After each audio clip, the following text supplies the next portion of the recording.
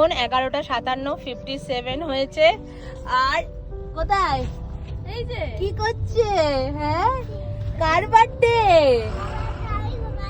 তুমি, তোমার বার্থডে। তো এবার হবে কেক কাটিং। বিশাল বড় একটা কেক আনা হয়েছে, সেটা এখন কাটিং হবে। এই আমাদের ফ্ল্যাটের সামনে চলে এসেছি আমরা, ফ্ল্যাটের কাছে, এখানে কাটা হবে। এই যে কেক, মামামের কেক, আর মামা গাড়ির ওপরে বসে, এটা কিন্তু বিশাল একটা ব্যাপার হবে। Happy birthday to you, happy birthday. খাও খাও খাও খাও খাও, তুমি খাও, তুমি খাও। আচ্ছা আমাকে, এই যে তুমি নিচ্ছি, পাপা একটু খাও। পাপা মাই মিস ভ্যালেন্টাইনের জন্মদিন বলে কথা, আর সেটা সেলিব্রেট হবে না তা কি কখনো হয়?